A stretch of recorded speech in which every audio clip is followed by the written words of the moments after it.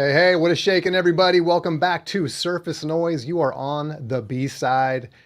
Chance is not here. He's got better things to do, but he will be back next Thursday. So hang with us. We got a great crew today. We're going to get into some fun stuff. A little bit of best or favorite record labels and why.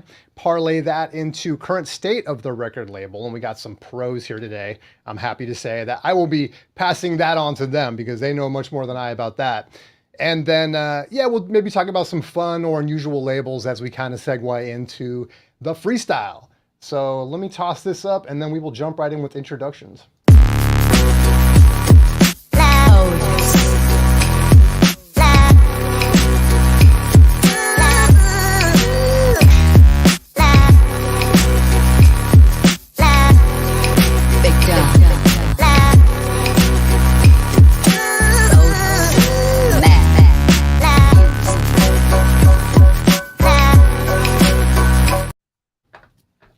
That David Lee backbend, man, in that image. I don't know if you guys caught that. It's like you could pretzel himself, man, right on stage.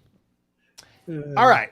We got a great crew today. Let me just introduce them in order. Not that they need any introduction, but we got David from Safe and Sound, Texas Audio Excursion. What is up? Hey there, everybody. Thanks for joining. Jason, thanks for the invite. Thanks for being here. Appreciate you. Jason Rojas is here. What is up, Jason? Thanks for inviting me on, Spence. Sadvinyl.com. It's the mystery of sadvinyl.com is better than actually knowing what that is. That's why I haven't asked you about it yet. If you go to it, you'll find out. All right, I'll check it out. And then we got Stunty today. What's up, Stunty? How's it going, man? It's good. It's good to be here. Who are you? You're not representing anyone. We just got Stunty. We don't have any no affiliation today. Yeah, usually I'm the water polo referee syndicate, but union. But no, that's fine. Like they didn't pay me off this month, so fuck them. No sponsors today. Okay. All right, and then we got Arnaldo. What's up, Arnaldo? Good to see you again, my friend. You're muted. You're muted. Yes, I wanted to avoid any background noise. Thanks for having me, Spence. Of course. Hey, everybody. Hey. And Arnaldo hopefully will be occasionally giving us the thumbs up or the peace sign. So are you still? How's the new Mac coming along? I don't want to overdo it. Okay. I don't want to overdo it. So I only mentioned it because I do want you to sneak one in at some point. I will. But we'll keep it as sparse. All right. So today, I wanted to get into like labels. I thought that'd be a fun topic. And I thought something, we got a couple people with some expertise in that. And so we'll just kind of start off a little bit with just some of our favorites. You guys can tell us what your favorites are. And we'll just kind of go around, maybe show some records and talk about our favorite labels. Maybe it could be anything. It could be the fact that so many different great artists recorded for them or whatever the case might be. Like I said, we'll start with that. Anybody want to start off, or should I grease the skids and just kind of show a couple things? I can go if you want. Oh, cool. Oh, come on, Jason. Respect your elders. Okay. Mr. Spence can go. Stunty. No, it's How David. dare you? Just assume that I'm an elder. Yeah. No. Elder statesman. David, do you want to go first? Well, mine was the one I was going to bring up the most was because Motown for me, because I grew up in the Midwest. I grew up near Chicago in Gary, Indiana. And of course, Motown was Detroit. Gary had a fairly heavy African-American population even at the time. The Jackson 5 came from Gary, Indiana, which I saw them when they were nobody in 1968 in a Sears and Roebuck parking lot playing music while they had the car from Goldfinger there, which was really a strange combination. But but for me, I mean, the creativity that came out of there, the saddest story about Motown is all the work the background musicians did. Can't remember their name exactly, but they had just like the California group had a name for the Wrecking Crew. They had a name, but they were poorly paid and did a lot of session work, obviously. But for me, the Four Tops, Supremes, and Jackson 5 were really my top bands or groups that I like the most. And Smokey Robinson, his writing, I think, was great. Obviously Stevie Wonder's there, but for me, I just, I remember Diana Ross came to Gary and to meet the Jacksons, and there was a big event. And so just has a lot of memories, for me. And now this year it became part of Interscope Capital label. So it's had a very interesting progression over the years in ownership and moving along with, obviously primarily, except for probably Rare Earth, African American groups. And I really like the groove of that music a lot. Yeah, that's a good one. So much great stuff on Motown. I'm in the midst of moving stuff, so I don't have anything to just show right now. I was going to say, yeah, we don't have any visual aid. I didn't bring any Motown with me either. So, I mean, Jason, you got to have some Motown right there, right? It's in this box if you really want me to go get it. Wasn't going to talk about that label. Well, go ahead, Jay. What's on your mind? So I want to talk about the Philips label, which they've had like a lot of great, I think since they started in the 40s or 50s. But I want to show some of my favorites. And where did they start from?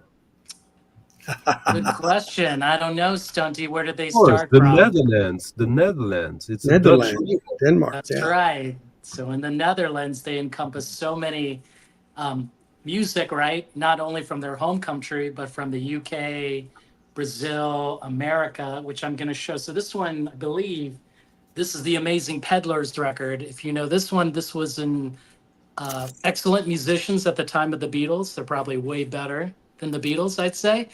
This is their rock jazz opera called The Suite of London.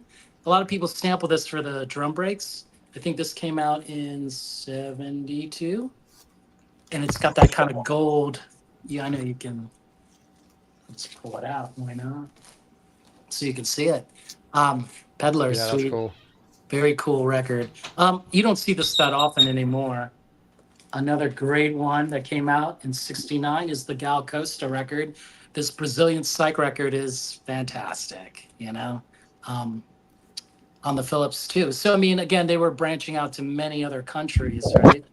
Of course, the great Nina Simone, Wild is the Wind. Now, this record, jazz vocal, of course. But I think about this record, it's got like her emoting really hard. Great kind of front cover drawing of Nina Simone. And to just piss Stunty off, the great Vashti Bunyan. This is that folk record that everybody really, really wants on that Philips label, right? So if That's you why like you're that, selling it. what's up? No. Not for sale, definitely not for sale, right? So amazing record, Philips label. So that's all I got for this, right? But you know that before being a record label, Philips was an electric company. They were actually Electronic. Yes. Yeah. And what's funny is that they actually built a studio where they created electronic instruments that they didn't know really what they were going to be for. And they hired basically in-house. They put an ad like, who wants to do some music with these instruments? And two guys, here's the first on the Revue Technique Philips, Hank Baddings and G.W. De Bruyn, which he's more known under another name, Kid Baltan, I believe. It's Tom Disfeld, yeah. And this is some of the first commercialized electronic music that was actually popular. They did a cover of the Kwai River song, the whistling song. Doo-doo, doo-doo-doo-doo, doo-doo.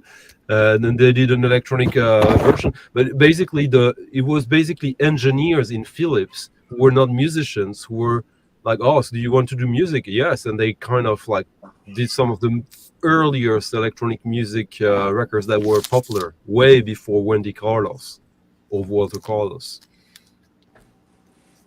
Huh. You just had that at the ready, or did you just pull that out when we were talking about Philips?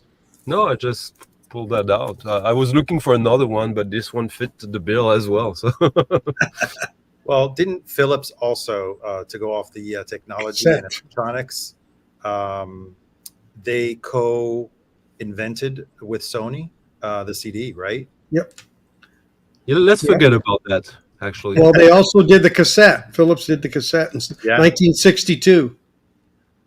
So they were pretty much an innovator of the, They were a huge of the innovator. format. Not to mention Mouth and McNeil, that great group on Philips from the Netherlands. Were they associated with Magnavox? I don't know why. I feel like in my head, I'm thinking like when I used to hear Philips, it would be associated with Magnavox, but I In the might be wrong on that. U.S. Is that in the U.S.? yeah, All I've right. never heard of the Magnavox. I don't even know what that is. You're It better must off. be an American thing. I just feel like I used to hear Philips Magnavox when I was young. I Yeah, don't remember. you did. It's been You did. decades. You did. So I guess it's my Well- turn. Yeah, go for it, Arnaldo. All right. So I'm glad whoever started didn't start off with this label because I would have been really upset. 4AD. Oh, nice. One of my all-time favorite labels. Some of the artists on 4AD, obviously a British label, founded by Steve-O. Someone correct me if I am mistaken. And some of the artists on there, Dead Can Dance, probably one of the earlier signings. Associated initially. Ivo, not Steve-O. Steve-O is the guys on Oh, that's MTV. right. Yeah, that's I'm sorry. Steve-O is Soft Cell. Sorry. Evo Watts Russell, right? Stunty. So yeah, initially associated with the whole goth movement, Dead Can Dance. They moved away. On this album, they're a bit more. This is Ion, a bit more medieval inspired. They got into a little bit of like world music, Indian music. They evolved quite significantly from their beginnings. So who else was on there at the beginning? Cocteau Twins. Also, That's a good one. also a bit goth at the beginning. This one is my favorite Cocteau Twins album, Heaven or Las Vegas. And Victorialand came before that.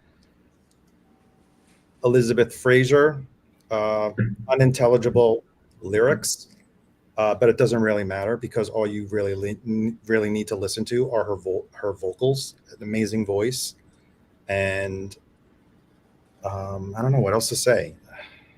Can we say that they were kind of like the godfathers at one point of dream pop and Yeah. shoegaze, right? Yeah, sure.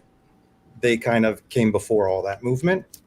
That's a whole topic in itself, talking about vocals and sometimes how they just lend themselves musically to a song or a band without it. The vocals don't matter or the lyrics Yeah, don't I mean, matter. I never really, when I listened to the Cocteau Twins, I really didn't even make any effort to understand what she was saying. Also, because a lot of the titles didn't really make sense, the titles of the song. And how about understanding Dead Can Dance then?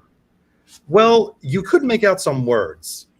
No, Like- because it's an invented language. Which one are you referring to? Dead Can Dance. The singer of Dead Can Dance. She sings. Oh, in yeah, her- yeah, yeah. Even there's a lot of, like, I didn't put that one out. Into the Labyrinth has a lot of different titles that I don't even know what they mean. But yeah. So one more thing I wanted to add about 4AD is the reason why I love that label is because when you knew something was on 4AD, you knew what to expect. And I don't want to say it in a very predictable way, but you knew they had consistency in terms of what type of talent was signed to their label, apart from the amazing artwork on all of their albums, all curated by Vaughan Oliver, and company is 23 Envelope, some of the most beautiful album covers ever. So moving on, after let's say 90s, because those were kind of 80s bands. This is when they kind of really surprised me when they signed the Pixies, which they were going totally outside of what they were doing up until then. And I think Nick is on today, so Nick will probably. They signed the Pixies in '87, though. Yeah, Surfer Rosa. I was just referring to the first couple of artists that I was showing. They were more 80s based. Pixies continued well into the 90s, and they're really, I think was it 87 that Surfer Rosa came out? Yeah, and the last Pixies album was released in '91, so they Yeah. are like they're the second half of. But you could say maybe it was the Breeders that were actually. Yeah, we'll get to them. Yeah. Yeah, I think Nirvana ripped off the Pixies. I was going to say the original Nirvana. So the Pixies also gave birth to the Breeders. I love Trompe Le Monde too. Sorry, not to break your, but Trompe Le Monde is so great, Oh yeah. man. I didn't show Doolittle because I thought it would have been. I don't have an original of Doolittle, and showing the MoFi copy that I have on here kind of like would have sucked because I'm trying to stay true to the 4AD. And it gave birth to the Breeders. The Breeders, I want to say probably their most commercially successful group in the United States. I think wasn't Cannonball like a hit in all the alternative and the whole college scene? That was a very popular song at the time. You know, there's controversy about that song, right? No, do tell. What's his name from Pavement? Who's the guy from Pavement? Stephen Malcolm. He said he complained that Cannonball should not have been a hit. Like Cut Your Hair by Pavement should have been a hit. And then Kim Deal was like, but he was being facetious, Jason. I don't know about that. Yeah. Back then, yeah. No, I mean, he said it recently. He brought it up. And then Kim Deal was like, your song sucks. You know, let's just face it. Pavement sucks. That's what she was like implying. It was painful. And the great thing is that 4AD is still signing amazing artists. I don't have the record that everyone's talking about. I really just can't get into it yet. Adrienne Lincoln, is that the name? Kind of folky. She's got the cowboy hat on. I've been trying really hard to like it and listen to it a couple times. I just find it a little too depressing. But yeah, they also have The National on, sorry, backwards. This time, the National American Band, right? They're based out of Brooklyn. So 4AD, for me, still continues to sign very relevant artists.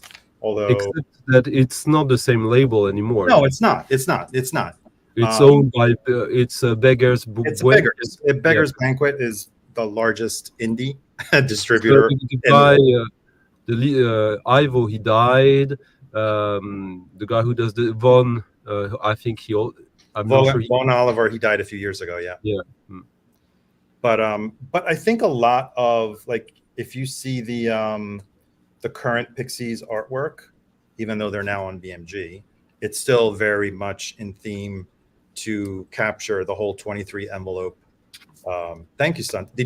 Had you picked 4AD as well? No. Oh, okay. You just have them handy. Oh man, see. Look at that. Yeah, that's the one you were, yeah. Is that your now spinning list? No, I was talking about there's fairly often reasons to talk about the Pixies, so they are around. I'm surprised you didn't talk about these guys. Because that's not on 4AD. These aren't. No, these I know. I don't have one here. But they did in the flat field, right? The first one, if I'm not mistaken. Is it on? Am I 4AD? wrong on that? I'm looking on the website. I wanted to double check it. It's the one that comes up on the 4AD website, but I don't know if that was.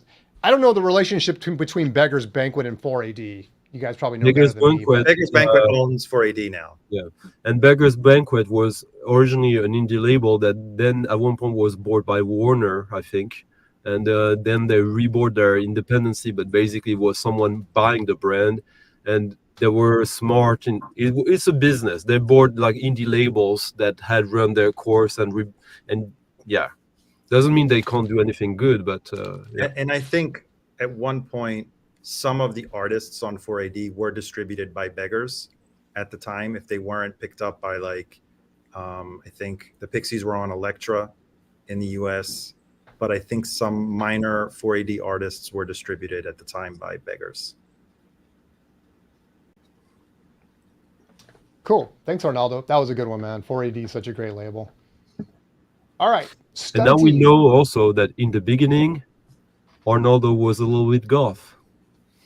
No, I was never goth. I was never goth. You're not goth now, No. Arnaldo? I thought you were. I own a lot of black clothing, but I am not goth.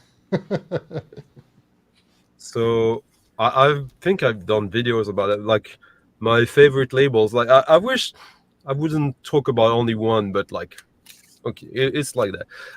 Its label started in 1948, and that still kind of exists, but basically ended in 1987. So almost 40-year run. That's pretty good. Started by a New York Jewish guy called Moses H. And it's the great Folkways label. And as every great label, as Arnaldo highlighted, it's a combination of music direction and artwork. This is a jazz record on Folkways, and uncharacteristically, this is one of the few that doesn't have the traditional artwork of Folkways, since they all have normally this one doesn't have it either. So yeah, they have folded on one side the artwork that starts on this side, which this design has been reprised by many labels as the classic design by Ronald Klein, if I'm not mistaken, the guy who did the artwork. And they have like something like 2,500 releases. It's probably the most important fully indie label in America, and one of the biggest labels for independent labels. And they had, as their name says it all, it was like basically giving a glimpse on all folk music from around the world. And the folk music could be the music of like an Indian tribe doing their peyote rituals. It could be also the sound of frogs in the Amazonian jungle. Could be the competition, a pie competition in Berkeley. It could be electronic music from Iran, could be electroacoustic music from Israel, because all these music were new when they were releasing this. So it was the new traditions as well. So it was interesting to see a label that was about traditional music, but all sorts of traditions, including the most forward-thinking ones, the new ones, the ones that may not become tradition, but that were doing something. And yeah, that label has been highly inspiring for me. I have probably around 120 releases on that label. I don't need to have all of them because I don't have room for all of them. There's so many, but it's just one of the labels from the past that I think is absolutely paving the way for so much. Now they are part of the Smithsonian. And some of the releases have been reissued on vinyl in the past few years, and sometimes they even release something new. But yeah, Folkways. Folkways, cool. How easy is it to come by their stuff, Stunty, like in the US? I would say most of their releases are fairly easy. Like I showed some more esoteric ones apart from that folk one. This is like you probably can find this almost brand new for about $10. Doesn't mean that it's super easy to find. Oh no, actually this one, yeah, this one is not even on Folkways. It's on Arhuli, which was Moses H. Best friend, and who the label was distributed by Folkways. And they kind of stole the whole aesthetic, and also were doing the same thing as Folkways, except it was more focused on blues, folk, bluegrass and stuff like that. But it's essentially the same label, or a sub label in a way you could say. But yeah, most of these records, world music. Let's see if I have some here. Well, there will. Yeah, most of them in the US. I'm sure a lot of people here will agree. You see them in the shops, and they're not necessarily the most looked upon, because a lot of it is like global music, as we now say, global sounds, like the proper word for like ethnomusicology recordings, like world music. But yeah, it's nice to have a label, or it's not just nice, it's absolutely mind-blowing to have a label that really doesn't really make any hierarchy between time, place, space, that was as interested in avant-garde electronic music, free jazz, and music from Papua New Guinea and stuff like that. Mm-hmm. That's awesome. And you said they're reissuing now. Is the label still live? Well, of course not, but like they're part of the Smithsonian. So the Smithsonian's one of their missions is to keep that catalog alive, and to basically make it flourish. It is one of the considered by the Library of Congress of one of the greatest achievement by phonographic enterprise, and rightfully so, in my opinion. There's a lot of even like protest song folk singers from the 60s that were released also on Folkways. Cool. Thank you, Stunty. Does that mean it's my turn? Because I'm glad you guys all went deep. I'm glad everyone came up with some great labels, because I got the obvious ones, the ones that everyone has seen and heard before. But I mean, I just went by the stuff that I'm listening to most and grew up with. And so my shootout really came between Capitol and Warner. And Warner's, the labels that were under Warner. And of course, and also records that got sort of special printed labels as well on the records. Of course, Warner, Grateful Dead's one of the obvious ones. And they got the... I like when some of the record labels do something different, like a lot like Columbia, Warner, Capitol sort of had their generic labels for everyone, but occasionally they would print sort of a special label for a record or a band, and so I thought that was cool. And then Reprise, of course, under Warner, and with Reprise we get Jimmy. So because we got the Dead, we got Jimmy on Reprise, or is it Reprise? I'm not sure how you say it. I think it's Reprise. That's what I say.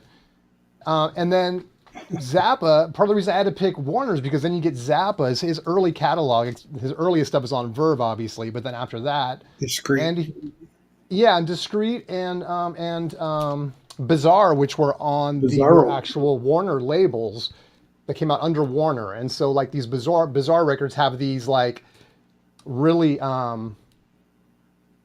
elaborate sort of icon where you get Reprise, you get Bizarre, and then you get the Warner as well. So, and I think some of the covers even have all three. So kind of interesting how complex the labels got with those. But yeah, so I mean, just for those three alone, and this isn't a desert island video or a topic or anything, but I mean, when I start kind of thinking about it that way, it's like Jimmy, Zappa, The Dead, like that pretty good label. Although probably they all hated at some point working for Warner, I've heard. Or that's the thing, though. It's like the label that Arnaldo was showing, like these artists are associated with the label, whether you want it or not.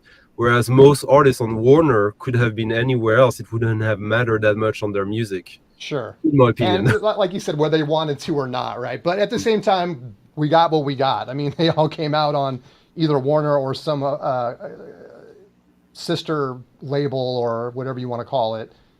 And the other one that I thought, and I went ahead and picked two because it's kind of it's tough for me because then you also got Capitol. That, of course, with Capitol, you get a lot of the Frank Sinatra stuff. Of course, the Beatles, U.S. stuff, which, again, you could debate whether that's good or not, good or bad. And then the Beach Boys as well. So and all the various incarnations of the Capitol label.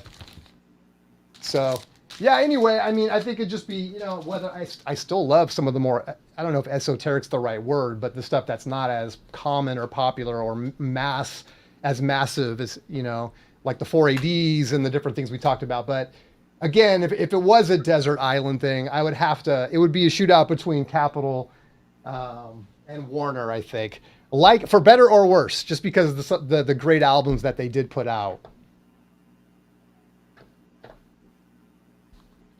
And that is all I got for that. So it didn't take long. I know those are obvious picks, but I appreciate everyone's picks on those. And part of the reason I thought it'd be fun to kind of show our favorites and show some of our favorite records on the labels, but also what I want to do now is parlay this into kind of the current situation with labels, because even with the labels and some of the complexities that we've had over the decades with different labels, and acquiring other labels, or, you know, we talked about with Beggar's Banquet and 4AD and different with Warner and Reprise and all that stuff. It seems like even now, if it's not more convoluted, it's even more, what's the word? More labels have been gobbled up by labels, massive labels, right? Like UMG, Sony are some of the big ones. And the other thing too, I kind of maybe want to get into, and maybe David or you know, anybody, it's up for anyone, obviously, but I know David and Stunty are in the industry, is to sort of get into, when we think about records now, oftentimes, even more so now, I think, than back in the day, we think of like acoustic sounds, we think of OJC, we think of Vinyl Me Please and stuff like this. And so I kind of wanted to get into the relationship with the current labels and how we sort of think about them. You know, how has it kind of changed the way our relationship with records? And I think people are talking more about acoustic sounds than we do about the actual labels that put these records out. So I don't know who wants to jump in first on that, but David, I was kind of thinking this is maybe right up your alley. Yeah, well, you know, a lot of the labels, the big box labels, the Sonys, the UMGs, you know, I think one thing generally, I'm always a little skeptical about what they put out now. Between the digital piece and the quality of the vinyl, you know, and I just believe that they obviously are going at it, you know, from obviously a mass marketing business perspective, and that's fine for probably 95% of the people, honestly. So I don't begrudge the fact that that's the method. I honestly don't like the fact that so many small labels have gotten gobbled up, because I think it makes it harder for artists to get you know their stuff into the marketplace. But as an audiophile, you know, generally, and again, it's not 100%, but by and large, you know, you're probably going to be getting something that isn't as sonically promising as some of the second tier, as I would call them, reissue labels, which are really about quality and about trying to get the most out of it rather than just mass production. Mm-hmm.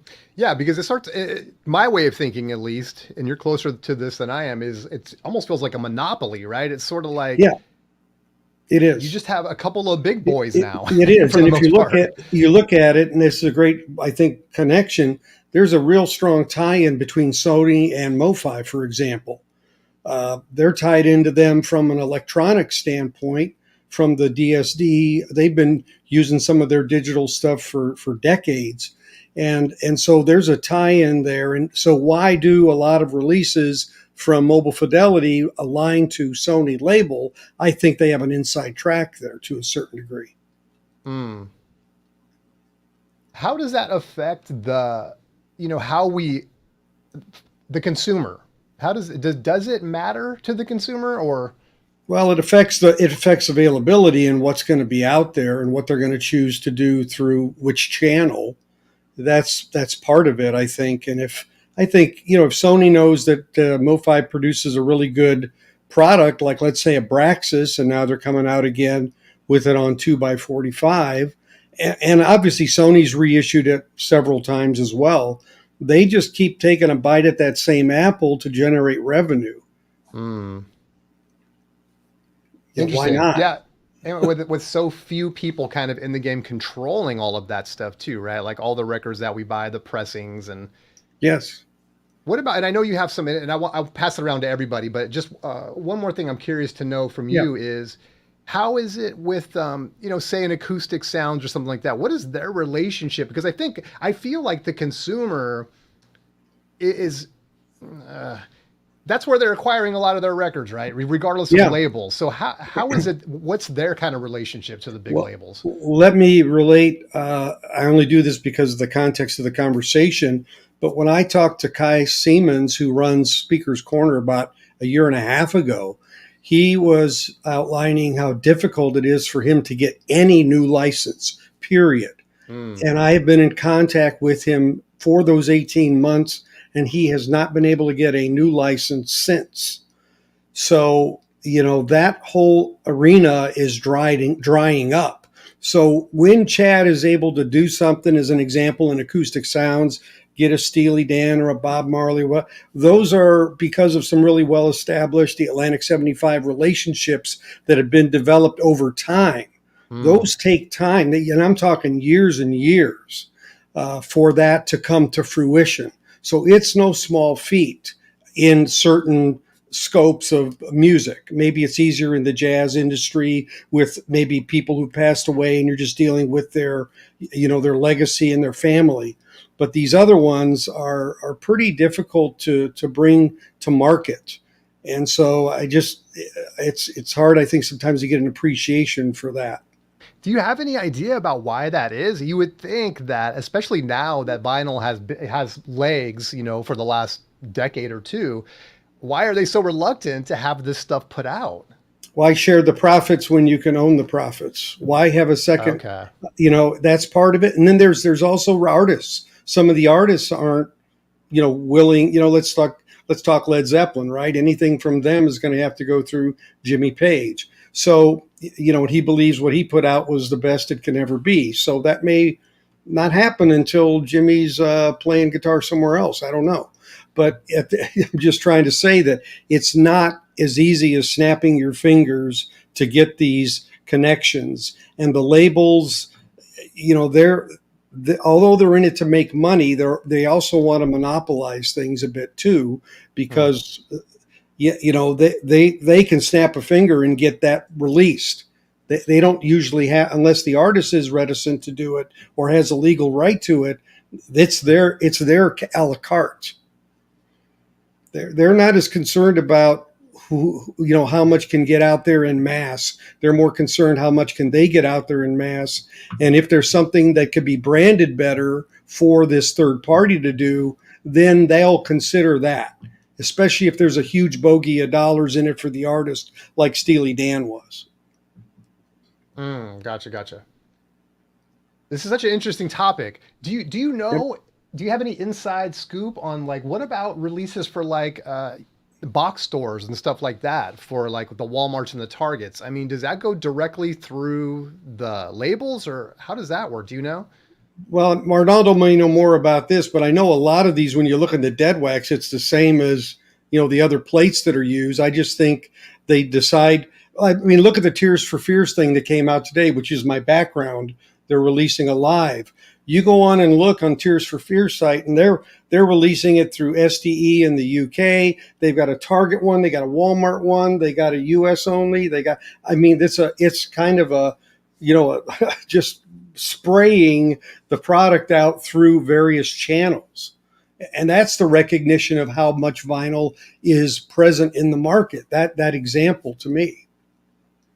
Interesting. And I'm guessing they probably get pressed at different plants even, right? Depending on where it's Well, a going to lot of be. these have worldwide releases, and they just do one and then they allocate across. Or they'll have GZ do it in Europe, and then their sister company in Canada do the North America, South America. Interesting. Arnaldo, you probably know a bit about this as well, I would assume, in your work. Well, yeah. When it comes to catalog, because we see, for example, Walmart has all those catalog. Arnaldo, tell us where you were. I didn't realize you were associated somehow. Yeah, I For work people at that don't know. BMG. Sorry, say it again. I work at BMG. Oh, and really? Okay. A lot of the catalog, like you'll find Metallica, you'll find what other variants were very popular? The Eagles, all these very popular, let's call them staples. Um, those are always going to be present, and it's just a matter of how do I say this? It depends on what really the buyers from Walmart or from Target are really interested in. They're always going to be interested in those staples, so they'll always be ready to take an exclusive color variant, right? Mm. And going back to what David was saying, yes, some variants are handled by different plants, depending on where the market for that. So, for example, they may be produced in the United States at GZ or Precision plant in the United States and then sent over to Walmart because probably Walmart has that only one. Other times that variant may be exclusive, say for example, to Barnes and Noble in the US and maybe to some other retailer in the UK or in Europe. And in that case, they'll probably be just one production plant. Although probably the stickers will vary, the hype stickers will vary depending on where they're allocated to. But going back to what David was saying with regards to the labels, there are some instances though where major labels don't have enough people to because that's how vast their catalog is, especially if you look at Universal, Warner, and Sony. They don't have enough people to curate every single release the way it should be handled. And that's why sometimes they prefer to just license it out and have another reissued label do it. So for example, BMG recently licensed in some releases from Warner, from Rhino, because even though they still hold the Rhino logo, there's also a BMG logo because we produce and we distribute it.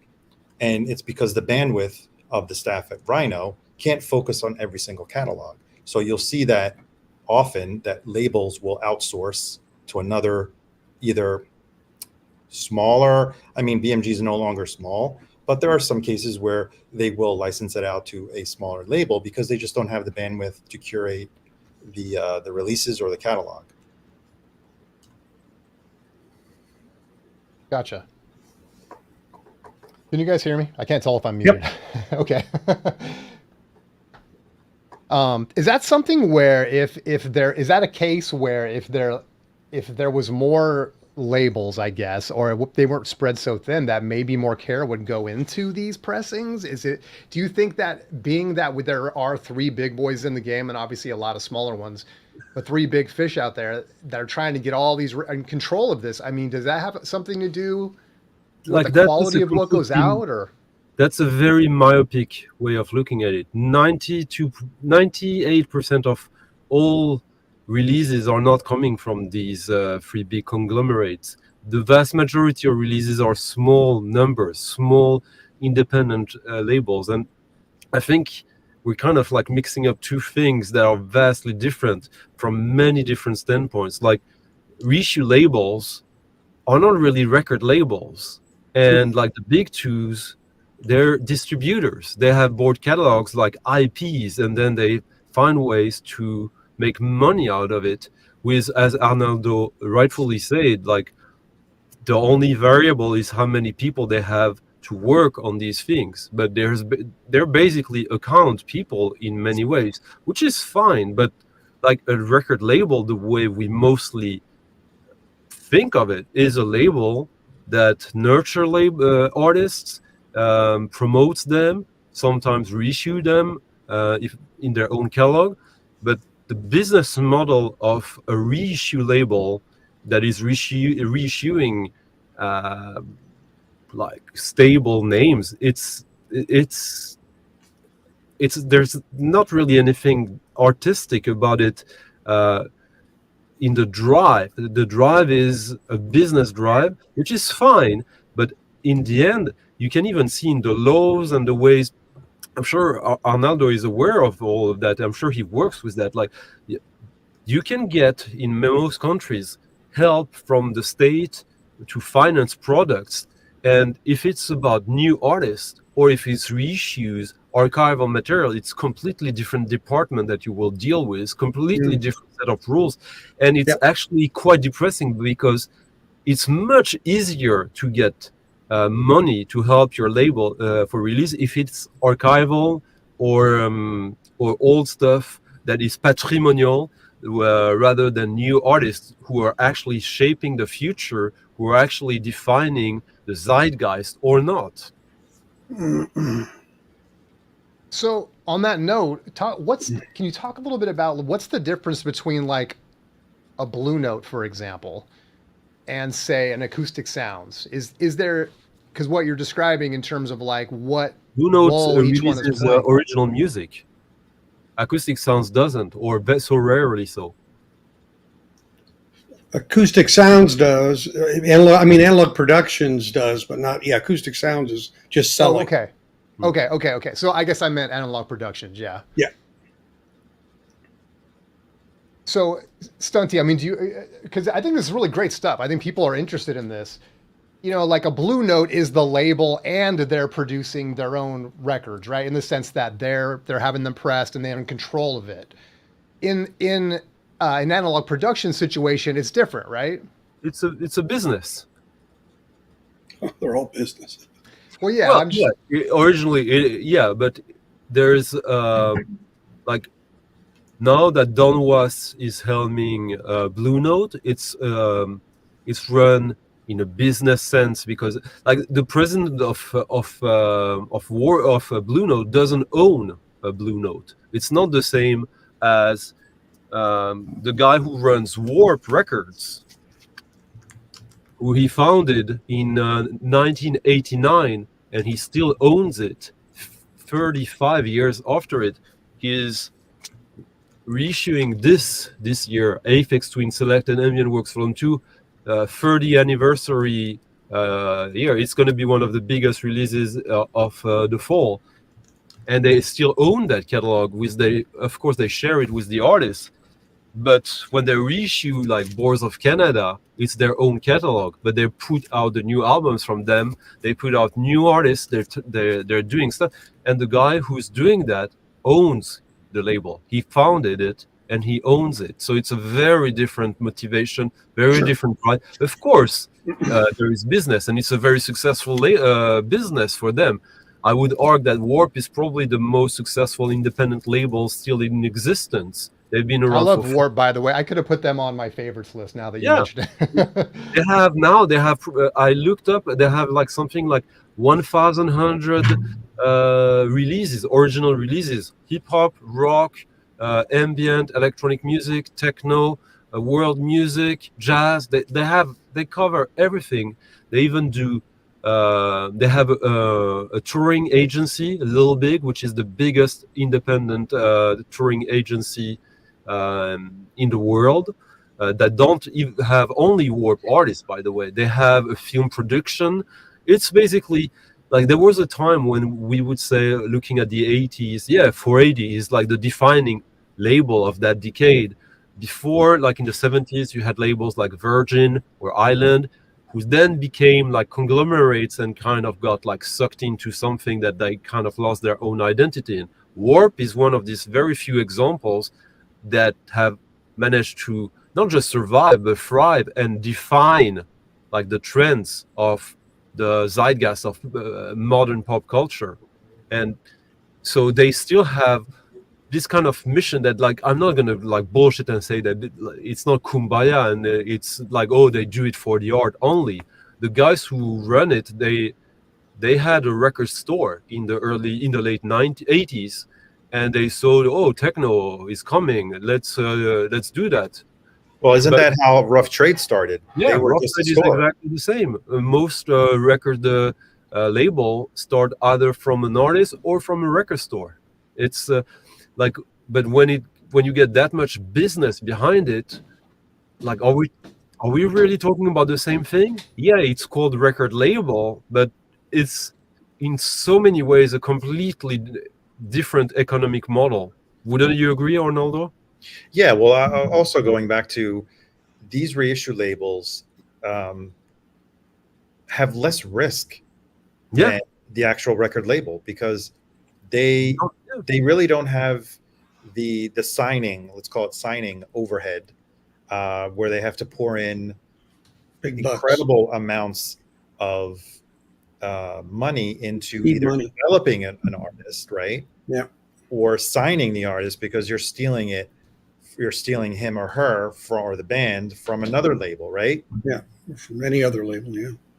And whereas these reissue labels, yes, the licenses are pretty hefty. They may be able to inch out a 20%, an 80-20 deal where they keep 20 and the rest of it goes to the label, the major label. But they have also a lot less risk. They can shop around for the records that they think will sell, that have been out of print, that are on high demand. So it's a much less riskier business. For And the you talk about right now, like you mentioned the hefty licensing cost, but there are so many reissue labels that actually are looking or dealing with niche music where there's that's different. barely anything. Oh, yeah. That's These different. labels are the most lucrative because, like, we have John Bebop here. Like, do you think that like labels that do reissues of these obscure 7 inches from the 60s, Yeah, no, 70s, that's totally different. We're talking Yeah, about totally different market. your analog Yeah. productions that's licensing. but I'm just saying that there are also labels that are specialized in reissuing, and that because they go into niche and they are good at it, it's extremely lucrative for them, and they actually maybe do also a service in to uncover forgotten music or somewhat forgotten music. In France, we have a label called Born Bad that has been doing incredible compilations. In the UK, you have Soul Jazz, which has been doing exactly the same for post-punk, dub, disco, and stuff like that. And like in these fields, usually it's rare that the licensing fees are high. Also, that means that sometimes you could, if the project is very successful, often the artists, after a little while, they realize, oh, we've been taken advantage a little bit of, because it's easier when the money is smaller. It's even more easy to take advantage of the artist if you come from their perspective. Yeah, that's interesting.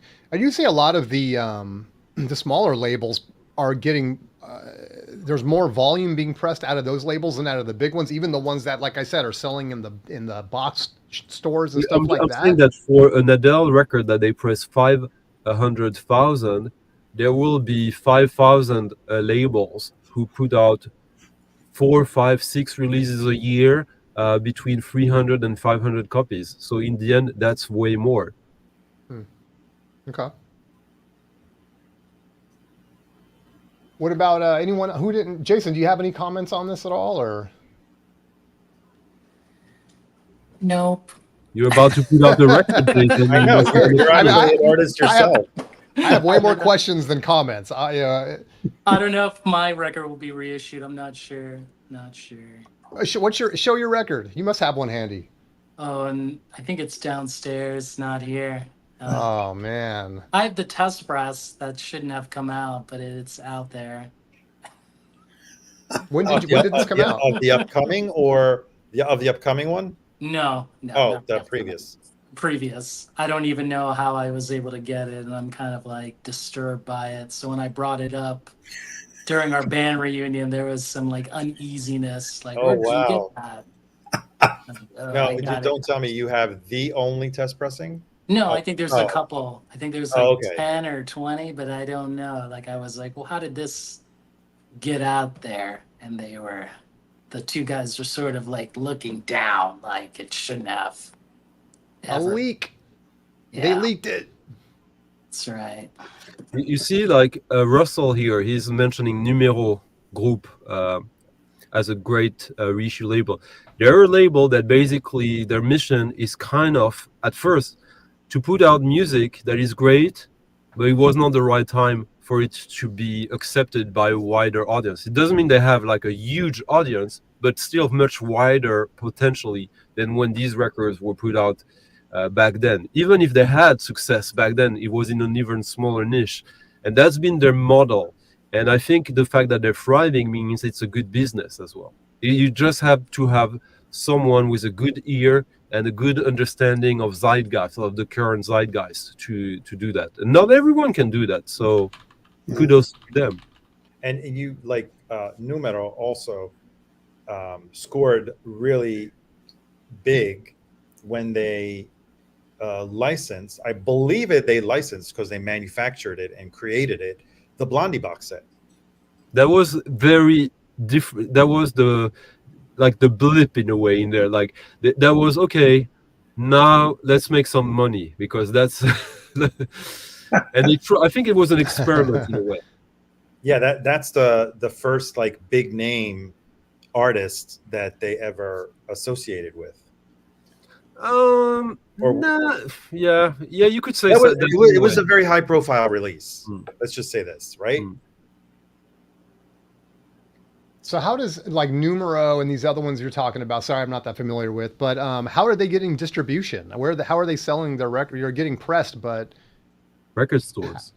Just right in the record store. Okay, so this isn't something that you would see on Acoustic Sounds, right? I mean, is there a relationship? And I'm sorry, I just think this is interesting stuff, and hopefully there are people out there as naive as me about some of this, but Acoustic Sounds is distributing. They're making deals directly, and probably David, you know better with the labels, right? It's not as if somebody on an independent label could say, "Hey, can I sell my record in your shop or something?" Well, there's always a third party distributor. Yeah.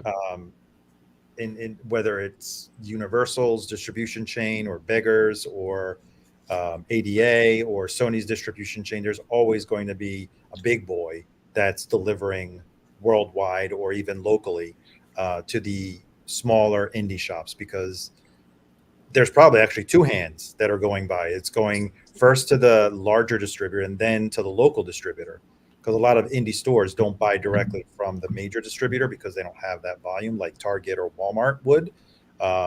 So there's usually two hands that go that have to pass through the product. Gotcha. Yeah, Gotcha. Most independent labels are best served by using several distributors. Don't have like any exclusivity. It makes no sense. And nowadays, even for bigger labels, I would assume, like, actually, I'm curious to hear what you think, Arnaldo. I don't think anyone is served by having exclusivity with one distributor anymore. Like, well, you actually want to like it at least it helps in terms of negotiating a deal, promising the distributor that all of our titles are going Arnaldo, also, there's something we forgot to say, that like right now we're talking about vinyl records. Like a music label is releasing music, not vinyl records. Whatever the format that is popular at the time or what they choose. Right. So a vinyl reissue label is operating from a different perspective as well in that regard. So because with vinyl records, you need to distribute them physically. When you are a label that is releasing new music, you're releasing it in all possible mediums you can. Right.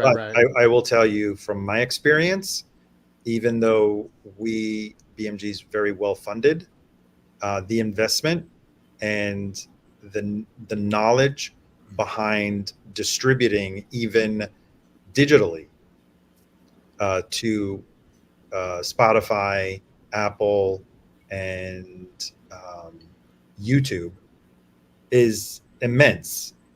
You would think that it's very easy. It's not easy because there's so much metadata involved in distributing directly to these DSPs that even though you can call yourself a small indie label, you're probably distributing both the digital and the physical through a third-party distributor.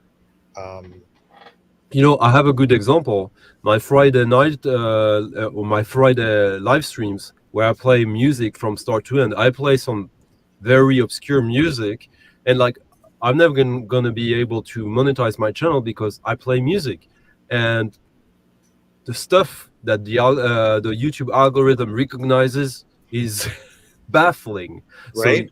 So, and the way that happens is because there are people who are working to inventory, catalog all these things digitally in many different ways. So to think about the amount of time, energy, money, and means to do that, releasing vinyl records, it's like no one can, like, that's nothing. That's Yeah, I nothing. mean, going back to the YouTube, because you have not only the owner of the master recording Hmm. that YouTube is checking for, you also have the owner of the copyright of the composition, which is also registered. Hmm. That I have posted videos of live songs, and it doesn't get monetized. Not because that live performance is pretty much unique, right? Every time that I don't know, any artist performs a song live, it's never going to get matched unless there's another video out there of that same performance on that same night. There'll never be the same performance, exactly the same, like sonically speaking, as when you like put out a record, right? If you're using someone else's recorded music as it appears on a record, it's much more easy. It's much easier to be detected by the tool. But the live track gets dinged because the publisher steps in, and they recognize that composition, even though it's being sung. It could be even a cover version, not by the original artist. Yeah, So because there's one thing that we rarely talk about also in the VC, it's the publishing companies, which are often completely disconnected from the labels, totally, yeah. disconnected from the artists. You basically, artists, when they start to copyright their music, suddenly they're in the system, and then the Absolutely, machine yeah. works for them whether they know it or don't. That's how it happens. Exactly. Well, I have to say, thank God, right? Because so many writers and artists would not be compensated properly if there wasn't some kind of police. You know, everyone points the finger at the label. Oh, the label blocked me. No, it could be the publisher that's also looking at the interest It's the of the publisher. writer of that song. Forget about Yeah. Taylor Swift. What about Jack Antonoff? He's owed money, right? Yeah. Good point. Yeah, it's easy, especially like if talking of you. We had this discussion on another Surface Noise where we talked about that being blocked on YouTube as just a little person either spinning records as Jason has done or using it as background to your video and getting caught up in all that stuff and being blocked and demonetized and everything. It's that's another interesting discussion. But to your point, Arnaldo, it's like obviously, I mean, that is important that there are groups in there that are taking care of that stuff. Just sometimes it sucks when you're Because I'm not. unfortunately, we've come to the point where many people don't appreciate the value of music because it's so easy to get.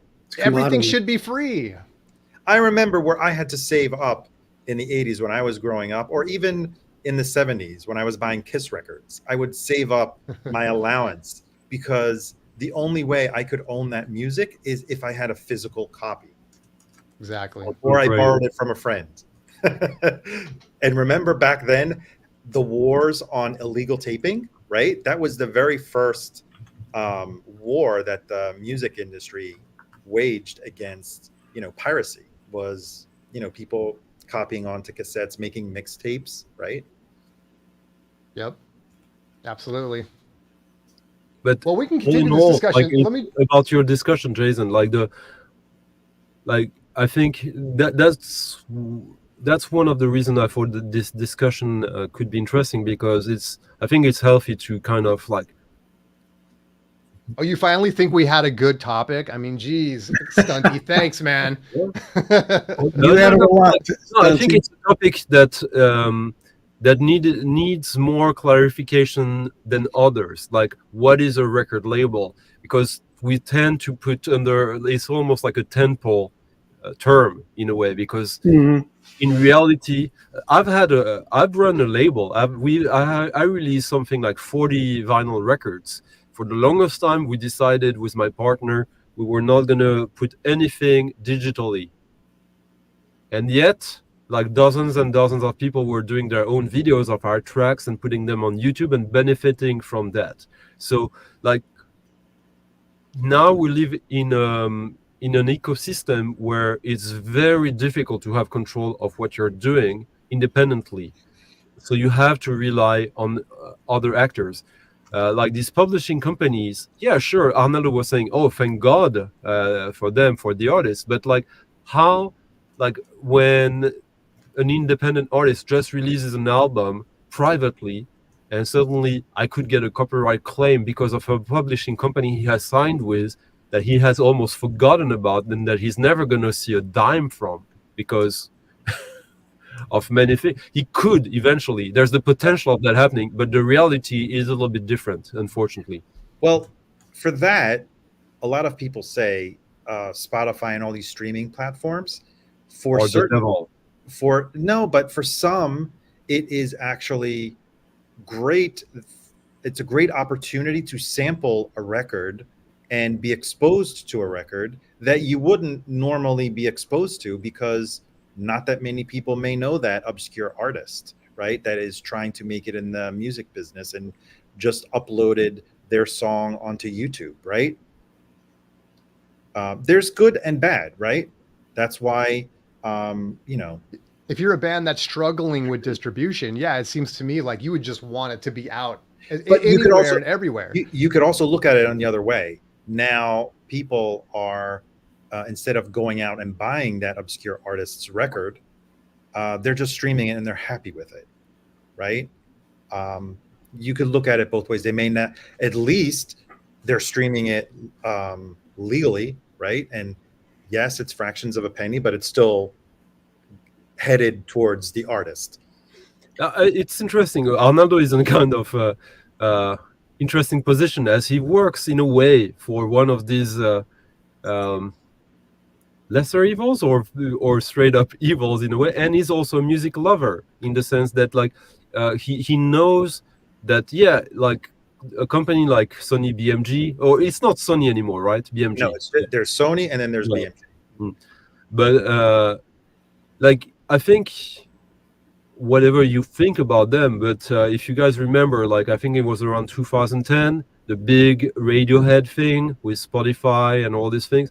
I think we haven't yet really understood the lesson from that, because in the end, even if they still have control about what they were doing, they totally lost this battle, because it was about informing people, making people understand their own buying habits and choices, and like people are not interested in learning these kind of things, it seems, or back then it seemed, because that they are the band with the biggest reach and audience back then that attempted to do that in a significant way, where they offered on their own download platform that they created, you pay whatever you want for this. Right. I remember I paid $1 for that. You cheap bastard. because you know why? Because they released it towards the end of the year. Pay whatever you want. I knew I was going to buy the vinyl when it came out, so I didn't feel bad just paying $1 for it, because I then bought the physical release when it came out. So there were a couple of interesting questions that were in the comments. For example, Russell's, I don't know how to put it up. Russell S. The last one by I Russell. don't think you No. can. The one about the parent companies. That one, yeah. Do the It parent depends. companies often allow subsidiary Sometimes. label act It depends. independently I can as tell secured you, in niche labels? I could Sorry. tell you that. I was trying to read it out loud for people that are going to Yeah, I'm listen to sorry. the Oh, sorry. podcast. Yeah, I'm sorry. Yeah. It depends how controlling the parent company is, And how good tight that- they hold the reins and to the purse. It depends, because remember, they're in the business to make money. So But you said it, Arnaldo, and John Bebop, he put it extremely clearly: record labels, record companies. Yep. Well, like within Warner, Reprise that was Sinatra's label. He had total right to do whatever he wanted on that label, period, end of sentence. Because But he signed not- a contract for Yeah. that. Well, they signed a contract for him to have a label, and he set the parameters. So it kind of depends on how the label started. Zappa probably, I think was he exclusive to Discreet? It seemed like he was at least a primary one. But it depends on the origin of the subsidiary and how it comes to be, and some of those things come into play. It doesn't happen as much as it used to, I don't think. Yeah, and I think he's trying to put out these sort of subsidiary labels where he can have some control, but I think at the end of the day, he was always felt like his hands were tied, he was handcuffed by Warner, because at the end of the day, he was always under Warner, and Right. eventually he got out from under that. But I think some of the like Discreet and Bizarre were sort of an effort to kind of get out from under that. I call them vanity labels, where to make your high profile artist happy Yeah. and to retain them, you come into agreements where, Shut them up. okay, I'll let you have your own little label, but these are the parameters of what you can sign with. Like, for example, in the mid 90s, Madonna had Maverick. Oh, yeah. And Maverick signed one of the highest selling records of all time, Alanis Morissette. Yeah. Didn't she have like also like a say in Sire at one point? I don't know if she had a stake. I know she pleaded with Seymour Stein to sign her when he was in the hospital. That I know, but I don't know what kind of.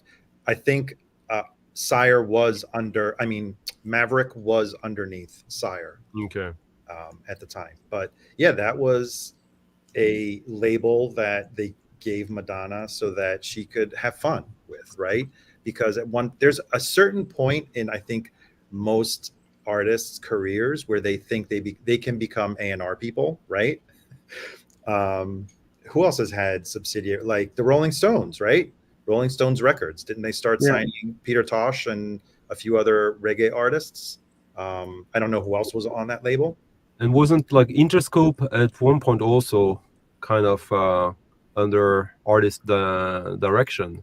It's possible, yeah. It's possible it was, because I know Nine Inch Nails had like stakes in it. nothing. Yeah, Nine Inch Nails had nothing, right? For example. Yeah, but it reversed. Like because of the success, he actually had stakes in Interscope. Oh, he did. Yeah, it's possible. Yeah. Well, here I want to continue this discussion, Stunty. I'm sorry to interrupt, but let's break off the podcast proper, so that Chance can get that part worked out, and then we'll go into the freestyle and let's continue the discussion, because this is great stuff.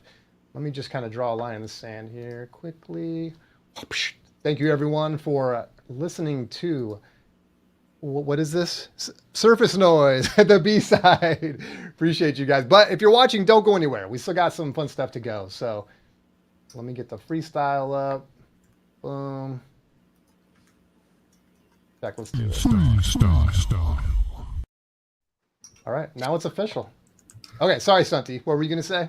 No, I don't even remember. Like that. I knew that was going to happen. I'm sorry, dude. Like the freestyle animation, like that, like killed my brain for. It was so good. I mean, it's easy to get caught up in it. Well, let me ask it. I think both Stunty and Arnaldo, it's like two sides of a coin, where it's kind of, and I think Stunty, you hit on it, like lesser of the evils and some of the evil things that are going on, which we're all aware of, being right? a bit dramatic, yeah. Well, no, but I mean, like, there's been really, really bad deals been signed by artists and different things, and then never being able to, with contracts and artists not making money and all this stuff. And then Arnaldo's kind of put the other spin on it, which is like, artists thinking they can be A&R people. So it's like, yeah, it might be the lesser of the evils, but in a way it's a necessary evil. It's just, why can't we come to terms that work for everyone, right? I'll give you. Who was the artist that signed Uncle Kracker? Who was that? I don't know. Was it Fred? Was it Fred Uncle Durst? Cracker? That must have been. What's the Fred name Durst. Fred Durst signed them. Yeah, it was. Was it David Allenco? No. No. I'll have to Google it. But it Fred was like, Flintstone? No. yeah, it was. I think it was Fred Durst, or maybe it was Kid Rock. One of those two. One of those two winners signed. I'm not sure they would be happy with the mixing up. Yeah, Vinyl Dreamscape said Kid Rock. I think it was Kid Rock who signed Uncle Kracker. So I have an interesting example of they thought they were A&R people. Preview 73 signed on Warp. This album was massively successful. That was kind of a reinvention of hip hop in the early 2000s. I became friends with him, and we had long discussions. And by his third album, he was telling me how he hated Warp, that they were taking advantage of him so much, that they were the biggest assholes, everything, blah, blah, blah. He still did 3 or 4 albums with them after it. And not because his contract obligated him to do that. It's just that sometimes the perception by the artist of like the evilness of your masters is like the grass is not always greener, at the neighbor. Well, shall we talk about the Beastie Boys and Rick Rubin? Yeah. Shall we? Yeah. Well, they don't see eye to eye on their past endeavors. Rick Rubin, did he sign them out of his college NYU dorm? I believe, right? But then he screwed them over. Then he screwed them over with royalties. So yes, there are a lot of real sad stories when it comes to the music industry, and then there are a lot of naive artists that, unfortunately, were ill-advised into some deals, or they thought, like, classic example. I remember seeing this on VH1, Behind the Music. TLC complaining that they never saw a penny because of all the expenses posted to their account. Well, that's how the record industry works. You want a number one song or number one album, you invest in videos, you invest in lavish promo appearances, and all of those things add up, right? You should have kept your advance in a bank account or have someone administer what, because you got a big advance, it doesn't mean that your account is going to recoup, right, all the expenses that are posted against it. So and then there's also the artists that who are, then there's also the artists who have a greater idea of themselves and their actual worth than exactly right like the artists that are like a pain in the ass for the label because they had one success at one point and the artist doesn't really realize that, oh, okay. Well, but because now, like when you sign when an independent artist signs with an independent label, a successful independent label, how is an independent label successful in these days? Through licensing a lot. Licensing not like of their catalog, but of the tracks for movies, commercials, web, etc. Which you could argue that, oh, it's giving wider and wider exposure for the artist who is still under development in a way. But the artist, it's difficult to see that. Like, it's easier to think, oh, I made a lot of money to that label and I'm not as rich as I think I should be. So they must be taking advantage of me. Whereas the reality is that the label alone doesn't decide the rules of the industry and how the money is shared, unfortunately. That only works when you're Sinatra. Yep. In the 50s. Did any of that change? I feel like I used to hear a lot about when the hip hop era, and you mentioned Beastie Boys, Arnaldo, but like in the 90s and 2000s, it seemed like there was a lot of independent labels coming out and people having control of their music and getting more money. Has something changed in recent years like that? I think artists are a lot smarter now. Mm-hmm. They know the value of their masters, of their recorded music, and a lot of newer deals they're retaining the ownership of their masters, and they themselves license it to the major label. Beyonce, she owns all her music through Parkwood. All of her records you will see licensed exclusively to Columbia, Sony, right? All of these major artists nowadays, Taylor Swift, they own their music and they operate through licensing deals. But that's an extremely small minority.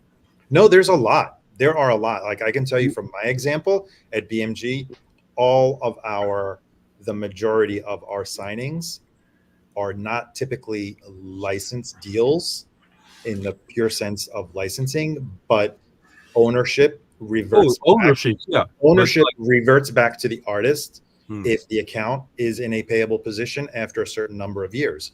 If the agreement is for 7 to 10 years, and at the expiration of the term, which is of the rights period of 7 or 10 years, if the account is in good standing, that's it. Either you renegotiate the deal with the artist, or the artist can take their masters somewhere else. Or like, for example, Oasis, you're trying to renew your hype so you can sell the rights for your whole catalog in one go for like $500 million to some lunatic who whatever. Like that's also one of the new trends for when you're on that scale. But yeah. Another thing this is making me think of too is what about artists re-recording their music? And I know we've heard about it famously with Taylor Swift, but this has been going on for a long time on Spotify and different services, right? Where people, maybe Def Leppard was another one, where you can't even hear the original stuff in the streaming services. And I guess it's it's a double-edged sword, right? Because that, I'm guessing that's a way for the artist to get back into recouping some money for their art, but at the same time, the consumer is hearing like they can't hear the OG stuff. What do you guys know about that? It's nothing new, actually. I mean, people just, because Taylor does it, it's, they just go crazy. But a lot of Yeah. like those oldies, Elvis 50s, did yeah, it. Elvis, Right. Little Richard did it, Fats Domino. Like, people just tend to forget, Yeah, but it's That's true. because that of recent it's been very uncommon. Like now you named Def Leppard, an example from like 35, 40 years ago, and Taylor Swift. How many others can you name in the past like 25 years? It's like it's rare that you have a need or the power to do that. Like Taylor Swift is an extreme example. And the fact that she did it was a smart move for her, but also a move that she could afford that almost no one can afford. It's a unique situation too. Yeah. It also depends on, I don't know how older agreements were made with record labels, but modern day agreements have re-record clauses that before a certain number of years, the artist is forbidden from re-recording it. That's interesting. So that's why Taylor Swift is timing her records as they become available for her to re-record them. Yeah, there's nothing more frustrating in the 70s, 80s, 90s to buy a compilation or a redo, and you didn't know it was not the originals, and they'd have it in really small type on the very back. Right. It'd say original artist, not original recording, or something like that. Ugh. Yeah, and I know they've been doing it for a long time, and like even going back to like big band music would just get re-recorded and stuff like that, and it's almost unusual to find like originals of some of that stuff. But it seems like when it started happening in rock and roll, I mean, bands like Def Leppard and now with there are others, I can't think of them off the top of my head, but I know there's been other bands where I'll hear it, and if you have a good ear for this stuff because you've been listening to it for 30 years, you're like, nah, this is not the original. So anyway, seemed like a related topic. Yeah. Well, yeah, Russell says a lot of times, let's debunk another myth where and I'm not here to play the advocate of the label, but there are times when the artists complain and do those PR campaigns. Well, the label won't give me back my masters. Well, maybe your account is so heavily unrecouped that the label would have to write it off. Many times artists have been allowed to buy back their catalog. Just pony up the outstanding balance and you can get it back, right? I think, who did that recently? Forgot who it was. Why would that happen to Taylor Swift? I don't know the whole story. Do you guys know the details? Like, why couldn't she just pony up whatever money and buy her masters? I think that was the case. She wanted to, but I forgot what happened. No, it's just that the label didn't like. Therefore, they were seeing her exploding and like, no, we're not giving you that away. And she just found like in the fine print. Like, but there was a changeover of her master from Scooter Braun to to another label that bought it out Scooter Braun, and I think Taylor put in an offer, and I don't know what happened, that Scooter Braun did not want to sell to her but sold. I don't know if it was because it was a higher bidder or what, or if it was a personal issue, but I think actually it was a little bit them being like surprised that she was making that move, and they were like kind of like, oh, like they realized, oh, she helped them realize, she put herself in that position, The value of it. a little bit. but she got the last laugh in the end. Is it a And never cackling tell laugh? Michael Jackson he should get into publishing. What's that? And never tell Michael Jackson he should get into publishing. No.